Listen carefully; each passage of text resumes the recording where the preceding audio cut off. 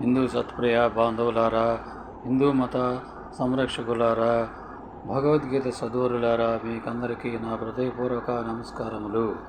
నిన్నటి వరకు మనము తృతీయ అధ్యాయం కర్మయోగములో 6వ శ్లోకం వరకు చెప్పుకుని ఉన్నాము.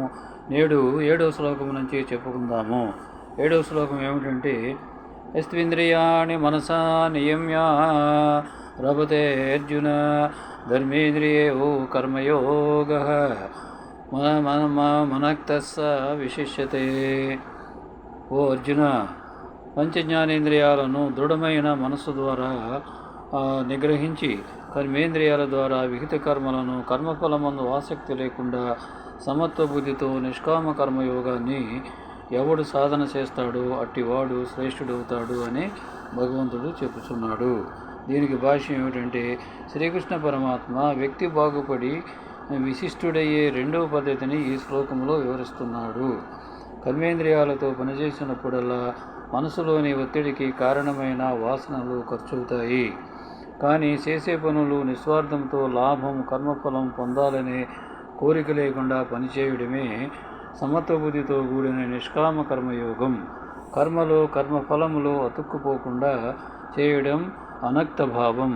ఇలా విహిత కర్మ నిష్కామ కర్మయోగములో చేసే కొద్దీ మనిషి ఉత్తముడవుతాడు. క్రమేణా పాత వాసనలు కరిగిపోతాయి.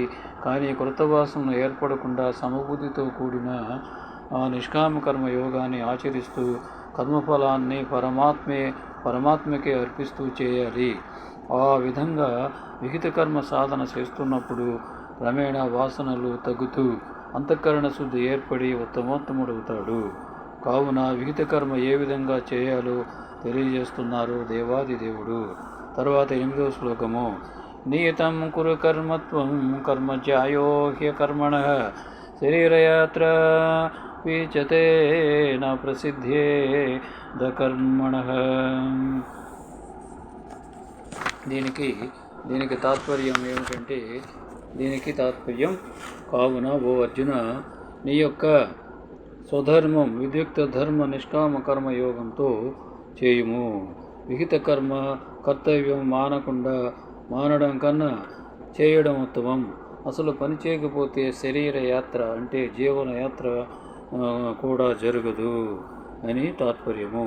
భాష్యం ఏమిటంటే, సహజంగా లోకంలో తక్కువ పని చేసి ఎక్కువ లాభం పొందడం ఘనంగా ఎంచుకుంటారు. కానీ ఆధ్యాత్మిక సాధకునికి ఈ తత్వం పనికిరాదు. శరీర పోషణ కోసం ఏదో ఒక వృత్తిని అవలంబించడం తప్పనిసరి. అలాంటప్పుడు తన విద్యుక్త ధర్మాన్ని కర్తవ్యాన్ని నెరవేర్చడం కొరకు సమత్వ బుద్ధితో నిష్కామ కర్మయోగాన్ని ఆరంభించడం శ్రేష్టమైనది. అందువల్ల సంసార రోగాన్ని కల్పించే వాసనలు కలుగుతాయి. అంతేగాక శరీర ఆరోగ్యానికి శారీరక శ్రమ కూడా తప్పనిసరి కదా. శరీరం పనిచేయకపోతే తిన్న అన్నం కూడా అరగదు. శరీరం జబ్బుల పాలవుతుంది, బద్ధకం పెరుగుతుంది. ఈ తత్వం తమోగుణ వాసనలను పెంచుతుంది. అప్పుడు కర్మబంధాల నుండి ఎలా విడుదల పొందాలో అట్టి సాధనను తెలియజేస్తున్నారు దేవాది దేవుడు కృష్ణ పరమాత్మ. 9వ శ్లోకము, యజ్ఞార్థ కర్మణో రత్వ లోకోయం కర్మబంధనః తదర్థం కర్మ కౌంతేయ ముక్త సంజ్ఞ సమాచర.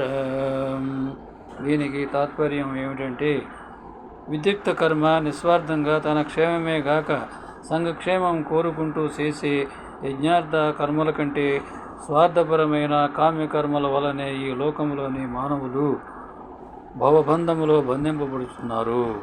ఆ విధంగా ప్రాపంచిక విషయ సంపర్కాన్ని పెంచుకుంటున్నారు. కావున ఓ కుంతి కుమార, యజ్ఞకర్మలను తదర్మ కర్మలను పరార్థ కర్మలను సంఘభావం వదిలి నిష్కామంగా అందరి శ్రేయస్సు వరకు చేయుము అని తాత్పర్యము. దీనికి భాష్యం ఏమిటంటే, వ్యక్తిగతంగా స్వార్థంతో కర్మఫలాన్ని కోరుకుంటూ సాధారణంగా కర్మ చేస్తాము. లోకములో ఇట్టి కర్మ బంధహేతువు. కర్తవ్య కర్మ తప్పక చేయాలి కదా.